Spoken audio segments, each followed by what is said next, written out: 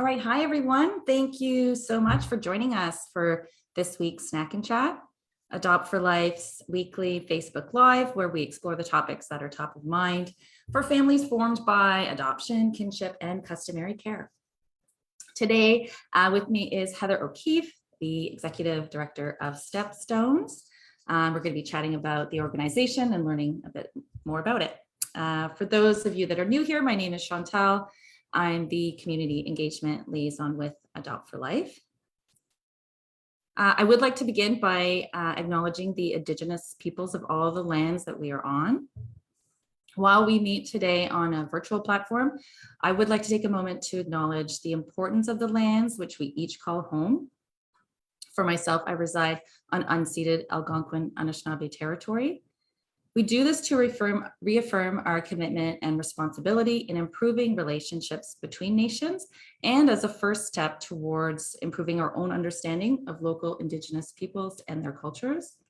So I hope you will join me in a moment of reflection to acknowledge the harms and mistakes of the past and to consider how we are and can each in our own way action forward in a spirit of reconciliation and collaboration.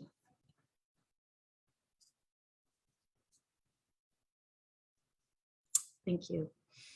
So maybe you're tuning in live. Hello, thank you for joining us. Maybe you're watching this later on replay. Either way, thank you for taking time to be with us. Feel free to ask questions, put your comments in the chat and join the conversation.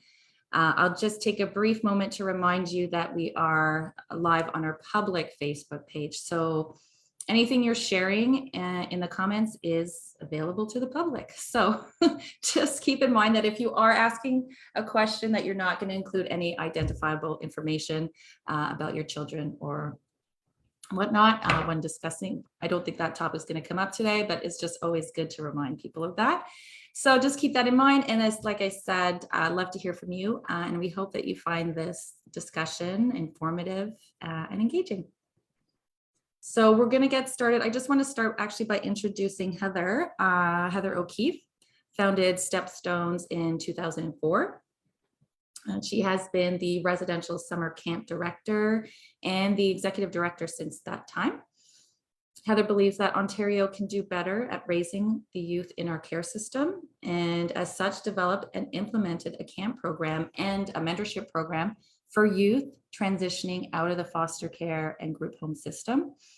She believes that with a greater focus on supporting youth to increase educational attainment, employment, and housing stability, the greater community benefits.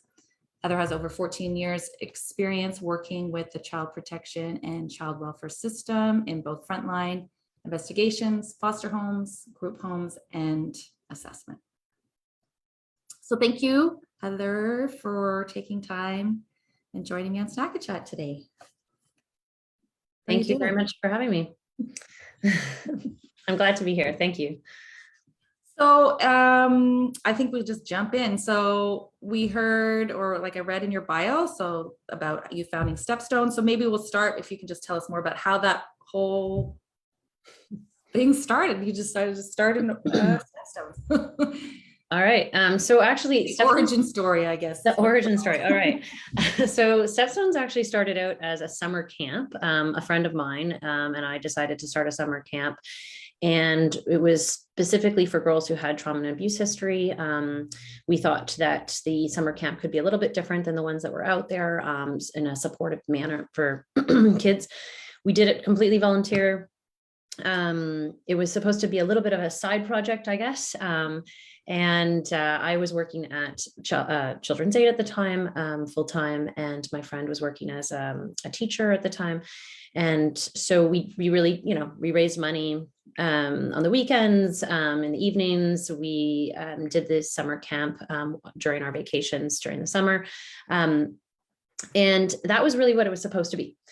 And then what happened was a lot of the girls, had been referred by Children's Aid Society and different foster homes, agencies in the community, and they were coming back to us and saying, can we have some support? And we really didn't have the capacity to support them beyond the summer camp. We were a summer camp. We both had full-time jobs. We had a crew of volunteers who also had full-time jobs as well. And we just didn't have capacity. So, and a combination of that, as well as working in child welfare for a while, I saw the needs of young people as they transitioned out. So I worked in the foster care system for a bit as what was called a support worker at the time. And I then worked in child protection for a while and was really looking at how young people may have been stabilized in the foster care system, were exiting the foster care system, and really, becoming homeless, dropping out of high school, their outcomes quite negative. And on top of that, I guess, in combination with that, I guess, I was also looking at a lot of the families that I would work with in the child protection system, and looking at how many of their previous families were involved as well. So the intergenerational impact of the child welfare system. I remember actually one time I was working with a family, and somebody rolled boxes, about 10 boxes of files when I was working on a case that was in court. And I said, what is this? And they said, well, this is all the history. And it was, grandparents, great grandparents, you name it. And I thought, we've got to be able to do better than this. And so what happened was, basically we ended up applying for a pilot project to ask the question, if services are put into place and a supportive network is put into place, similar to those that, have supportive families and have secure families have, would the outcomes be different? And some people truly at the time believed the outcomes would not be different. They truly believed that, this was going to be the outcome regardless of the situation. And it wasn't the resources, it wasn't the structure that was in place. It was just the way it was. And so we challenged that concept and we said, is that the case? If it is, then regardless of the structure that we put into place, regardless of the supports, it's going to have the same outcome. So we really looked at it every 6 months. And we looked at each young person that we were working with. We put in tons and tons of different types of supports. We looked at the outcomes there. And the pilot ran for 2 years. Actually, it turned in from 1 year to 2 years. And then we've been running that as a full year project for the past, I guess, 10 years, I think. And so that's kind of where it's shifted a little bit. I left the child welfare system and started doing it full time. And now we have a team of staff and a huge team of volunteers as well that support the young people from the foster care system, with the idea that we weren't going to just do a class and say, this is what each kid needs, but we were going to tailor the program depending on the needs of the young person, but also evaluate it as we went. So well, that makes sense, right? Because not everybody just fits these boxes. Like, okay, you took this 8-week course, you took that, okay, off you go. Well, and that's what I was seeing in child welfare, to be honest. Like, you would refer a family to an 8-week course and say, okay, everything's done. But the reality is like, that may help. It may significantly help a family, but it's not going to be the end all be all, right? It's not going to significantly change outcomes necessarily, right? So we really wanted to look at what we call not output, but outcome based programming. So it's not how many classes somebody's attended, but it's, did the outcome shift? So did the young person graduate from high school? Did they get secure housing? Did they find family? Did they find people to care about them? Those kinds of things. And then we looked at, or were they able to access mental health services? Did that stabilize their mental health? Do they feel better? Do they, are they able to navigate systems in the community, right? So it's more focused on, did it work versus what did we do? Yeah. Because what we do often changes. But the outcomes hopefully remain the same, which are hopefully positive in most cases. For sure. Yeah. So it started with like this little door opening to this specific thing, and then like the floodgates just Basically, yeah, yeah. Yeah, it definitely, at the time, we didn't imagine it being what it is today. We do technically still have our summer camp for girls. We haven't unfortunately operated it for the last 2 years, but due to the pandemic, but we do still have that, and that's open to youngsters that are, 6 to 14 years old, all female, that attend the camp. But then we also have our year program. So we have kind of 3 different key aspects of our year program that we operate for an older population of young people in the care system. Okay. And this program like it runs only in Ontario, is that right? That's right. Yeah. Something that you would hope to see spread across? Yeah. I mean, ideally, yes. And I think that, from my perspective, we don't have to be the ones who do it, but we would happily support those who wanted to do it. We would potentially also be able to expand as well in the future. But one of the key things for me always has been, there are different programs. There's great resources out there. It's better that we support those resources and that we add to them. Right. And that we don't duplicate service, right? So really a key thing at StepStones is that we don't duplicate service. So if we see that there's a service out there, we're like, great, let's partner, let's work with them, and then we can supplement whatever else is there. So really a key aspect of this of our programming is what we would call filling the gap. And the cool part about Ontario is actually a lot has happened in the last 10 years in terms of resources for young people in the foster care system. It was a topic that truthfully, very, less people were talking about 10, 15 years ago. And now it's exciting to me because I think people are actually talking about it. They're starting to learn about it. And I used to always say, as soon as people found out about this topic, they would be like, oh my gosh, we've got to do something. Yeah. And so far, I think that's fairly accurate, but a lot of people just don't know about it. They just don't know what's happening to kids in the care system. It doesn't touch their life. It doesn't touch anybody they know, like in terms of like, they don't hear about it, they don't know about it. And so part of the thing that I'm really passionate about is telling people about what's actually happening. And usually when I say that, they're like, oh my God, you're like, what can I do? How can we get involved? How can we change these outcomes? Which is exciting to me.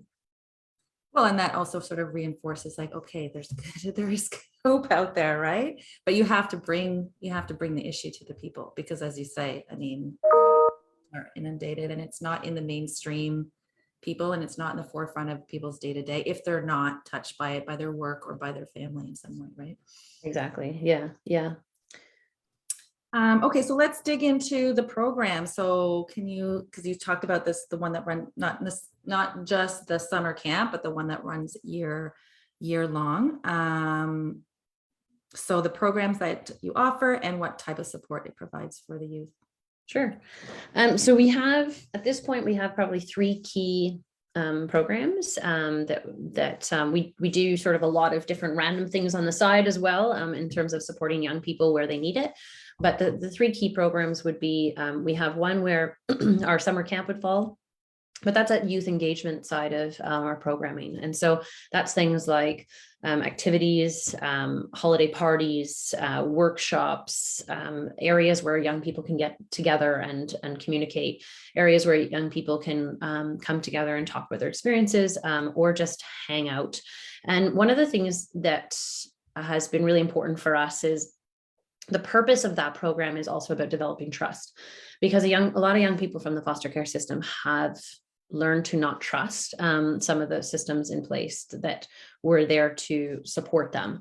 And I think that's a really important aspect of any program that's working with this population, is that you can try to skip that part. And we've tried to skip that kind of really trust building stage of working with young people, because it can take a little bit of time and resources and that kind of thing.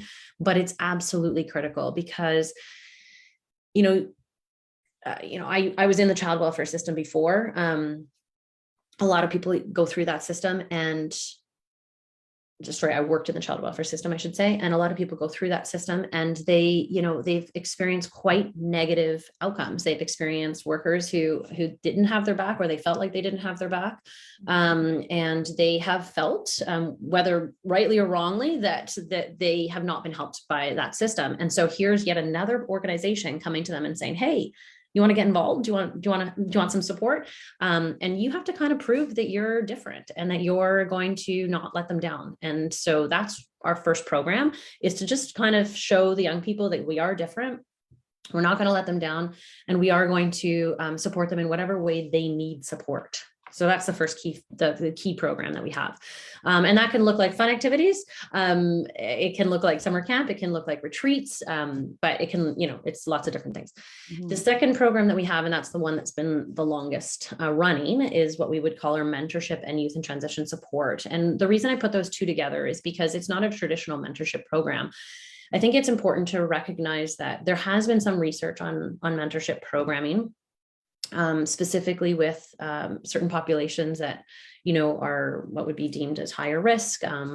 And they can result in negative outcomes for young people if not done very, very carefully. And so I just want to put it out there that it's a mentorship program, but it also includes worker support. So the way that program works is there's sort of three key, actually I should say four now, because we actually added another component to it, but four key components or people involved in that program. So it's the youth, a mentor, a worker who supports, like a connection worker, we call them, that supports the connection between the young person and the volunteer mentor, long-term volunteer mentor.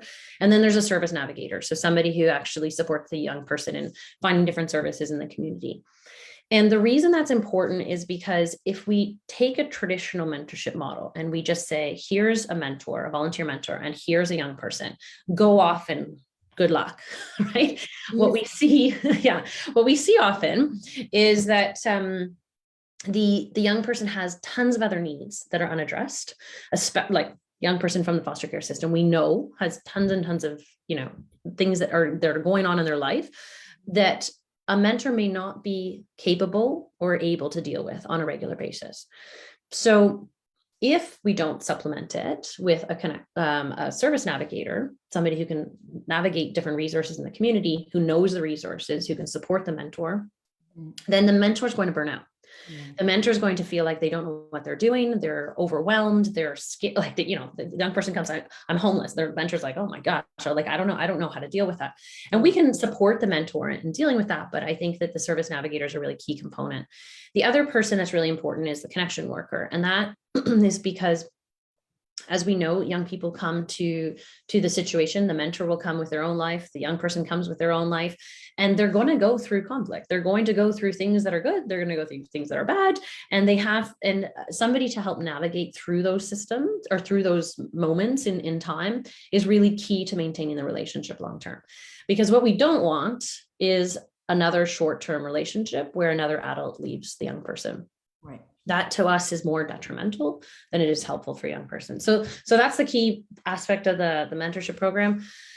And then something that we just started a couple of years ago now is what we call our Safe at Home project. And what that is actually, it's somewhat come out.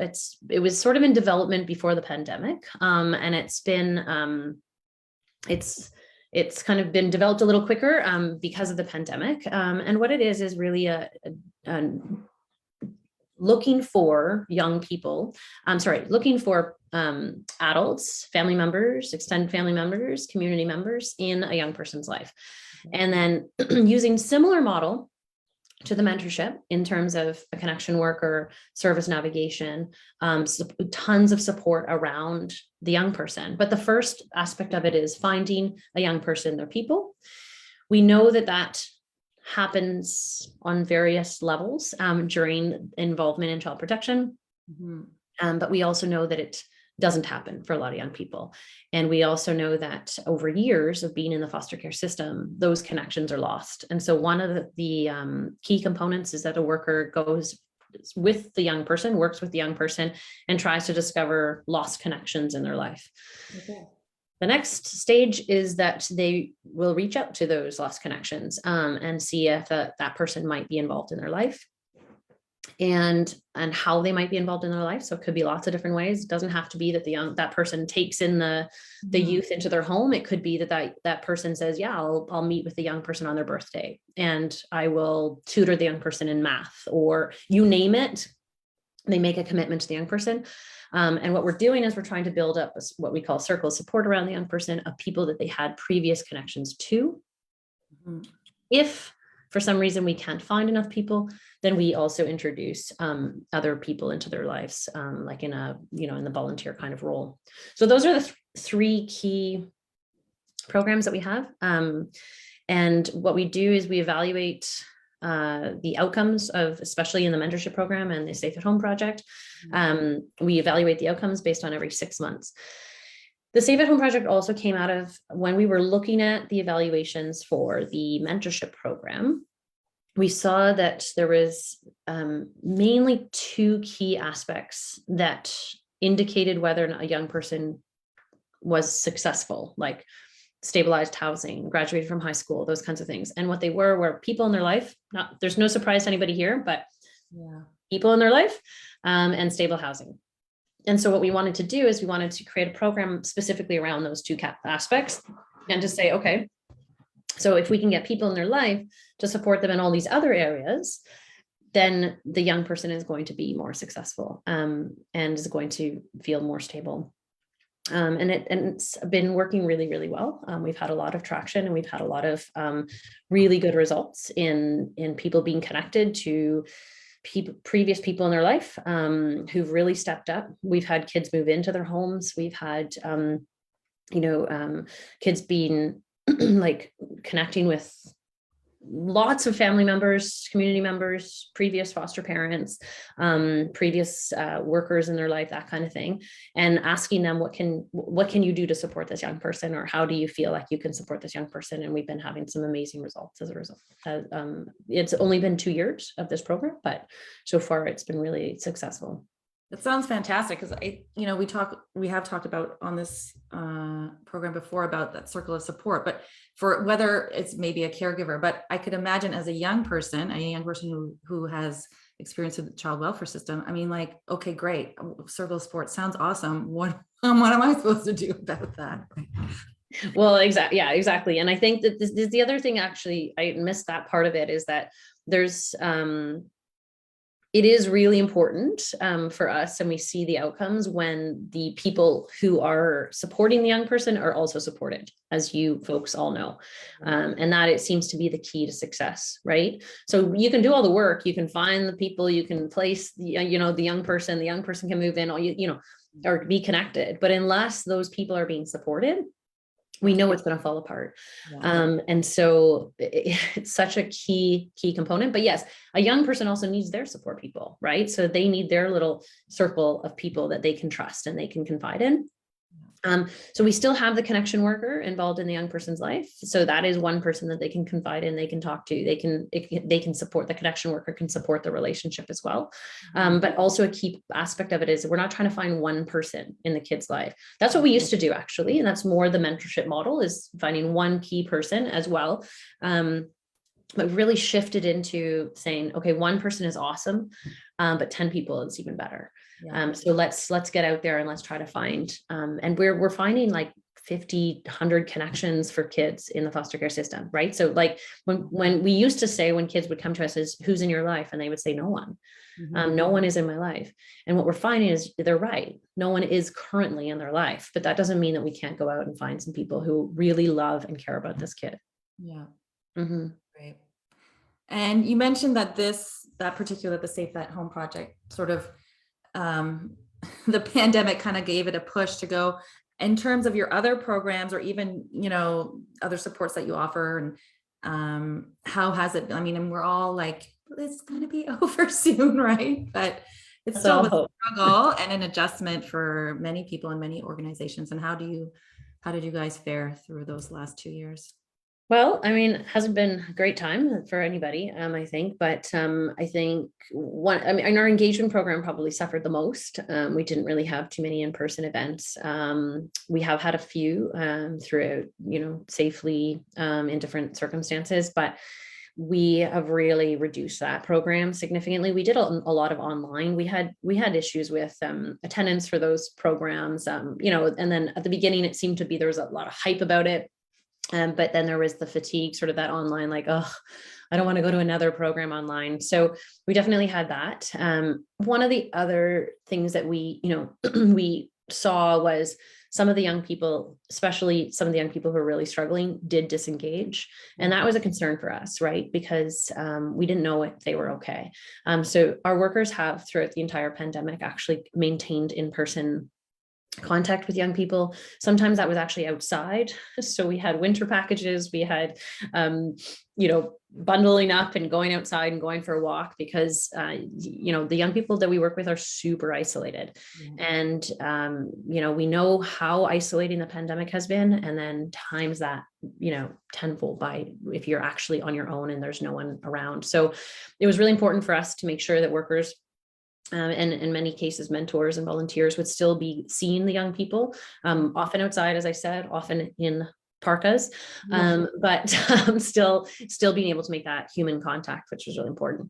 So important. And we're starting to introduce now, we're doing some more in-person stuff. We do have, we work out of a school, a high school, an alternative high school downtown. So we have had the opportunity to be able to connect with young people in the school system as well, and be able to have young people attend. Different. It's definitely different now, but it's still there. So we are hoping, because the young people keep saying, when do we get to go back? When do we get to see each other again? And especially in that group setting, right? It's really, really key for that trust and that community feel. So just building that, building the trust, building the relationships, and Yeah, so it's been a little bit slower, I would say, like in terms of, because we haven't been able to do that trust building quickly, we've had to sort of let the young people know that they can trust us over a period of time. We've definitely seen a lot of young people struggling with their mental health. We did see an increase in young people attending counseling, which was great, in terms of being able to access online counseling, which was something, attending meetings more frequently, which were some kind of interesting things that came out of the pandemic, because they were doing counseling online. And one of the things that I didn't, really think about too much before was that was a huge, once a young person had the ability to be online, right? So if they had a computer, we had tons of computer donations. So most of the young people in a program have a computer, they can be online, they can meet with a counselor, but that was a huge barrier that wasn't there anymore. So they could be not feeling great at home, right? Get out of bed and sit in front of a computer and talk to a counselor. And instead of having to get up, go out of the house, figure out transit, get to the place and go see a counselor. So we did see some of that happening more frequently, which was nice for young people. So and I think overall in general, that shift to sort of that online mental health appointments, like just hopefully that will just keep going and that will not end. I would hope so. Yeah. I mean, obviously we want both. Yes. But people have trouble with transportation, or it takes them, like there's so many other variables that sometimes it's nice to just to log in for your appointment. Absolutely. Yeah. And so we've seen some positives there. Yeah. So positives and negatives, of course, throughout the pandemic, but I think everyone is looking forward to more face-to-face time. Absolutely. Yeah.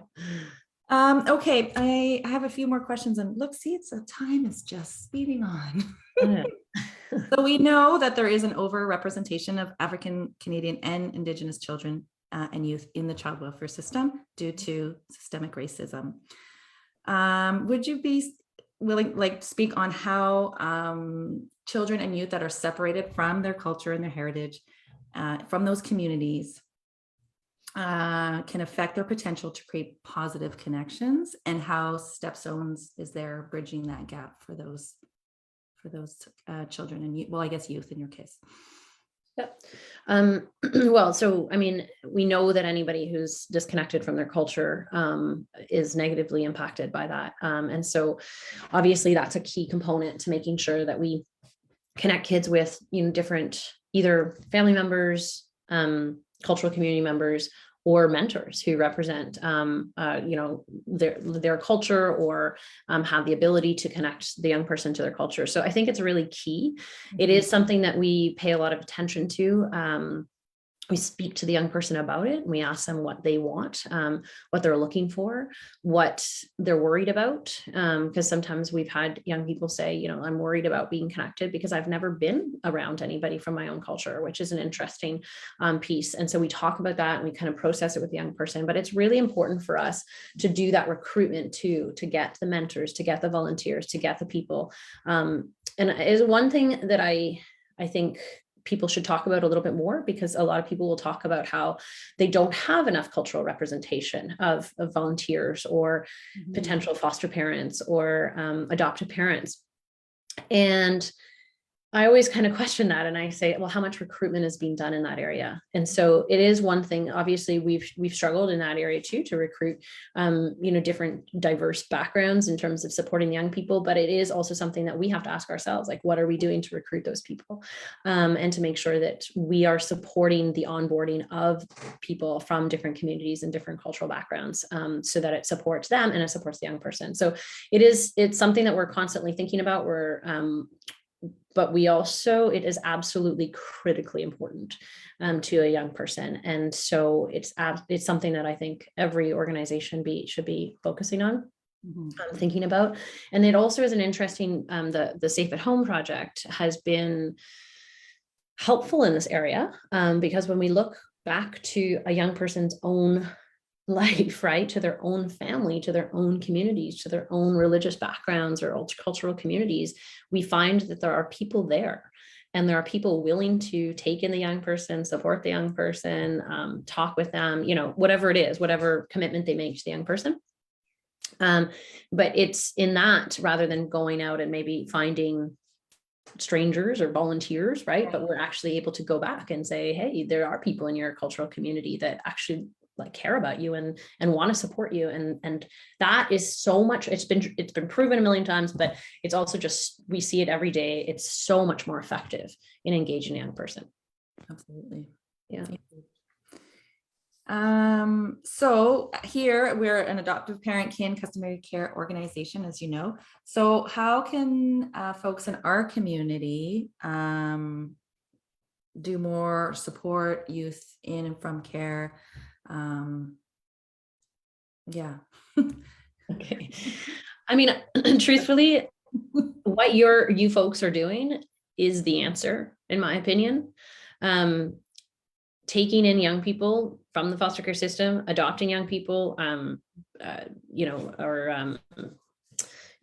necessarily legally adopting, but in lots of different, providing a young person permanency is absolutely the key. Like when I say people in a young person's life and housing are the keys to success, that is so strong evidence that that's the key. And so when you take in a young person and you support a young person from the care system, whether it be knew the young person and it was a kinship arrangement, or it's an adoptive family, it is absolutely, in my opinion, the thing that makes the difference in a young person's life. So I think truthfully, you're already doing it.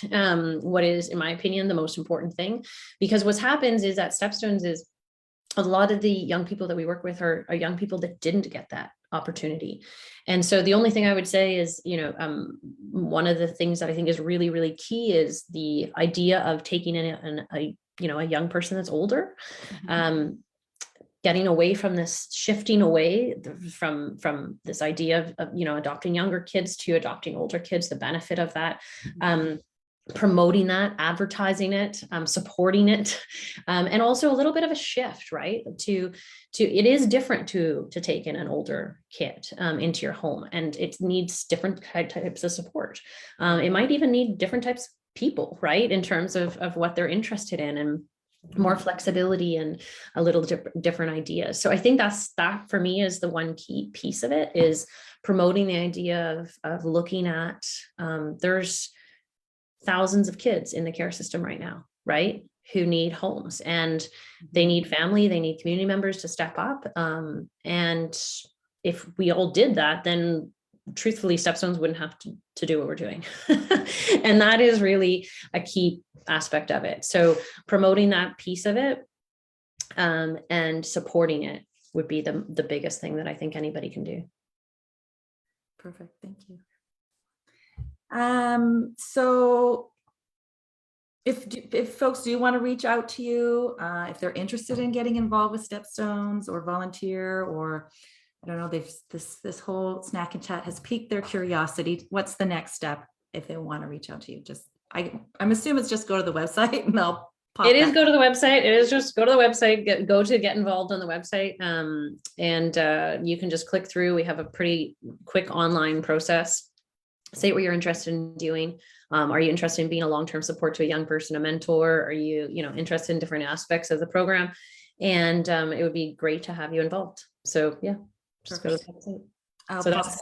I'll pop that link in once we're done here, and then people will just click through. We're getting close to the end. I just have a couple questions left, so that's should work out time-wise.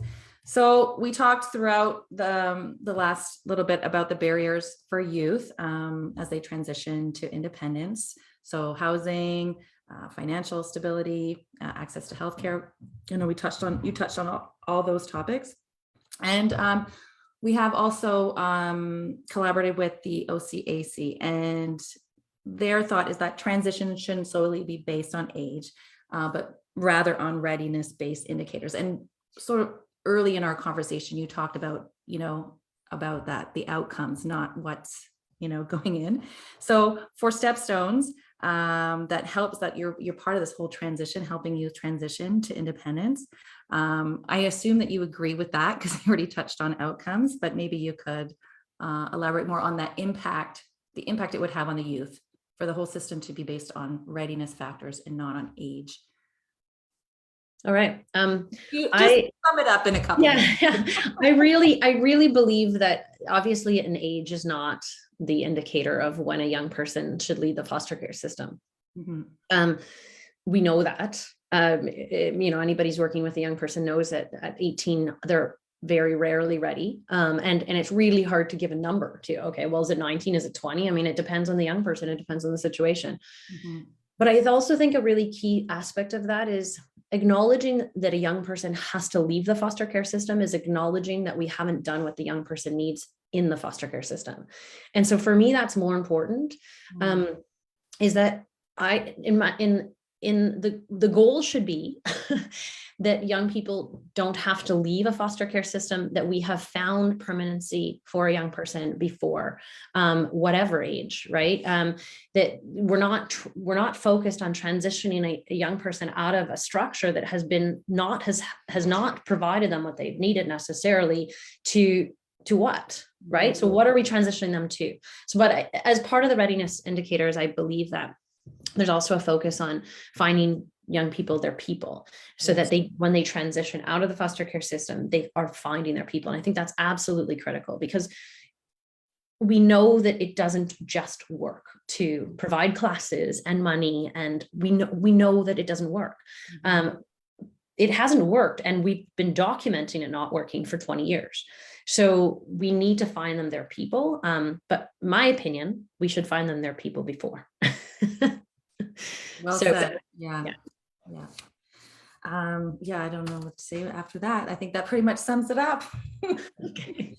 But we do have a couple minutes left. So just before we say goodbye, if there's any last message or any last bit of information that you want to share with the community, go for it. I don't know if there is anything other than I think it's amazing that this community is supporting young people who don't have that in their life. And I just really, I think in the work that we do, we just see it so much that your work is so important, because it is the kids who don't get it that end up with us. And so the more of that, the better. And that's all I'd say. The more support that you folks can get, the better off everybody will be, and the better off the kids will be as well. So thank you for doing what you do. Well, thank you, Heather, for being here and speaking so eloquently and truthfully and passionately. It's a passion of yours, and I think, you've shared that with us, and I think we should all be inspired to do more and do better. So thank you. Thank you. For those that are still watching, you can tune in next week. So all month we are celebrating youth in care or youth and from care and doing various snack and chats about different topics. So next week, joining me will be First Voice advocate Marco Barak-Tinez, and we're going to talk more about best ways we can support youth in and from care. If you want to be up to date on all our events and resources and information, don't forget to hit like and follow on our Facebook page. That's it from us for today. Thank you for watching, everyone. Thanks again, Heather O'Keefe, for joining us. It was a pleasure to meet you and talk to you today, and wishing you all a very good week. Thanks so much for having me. Take care. Bye for now.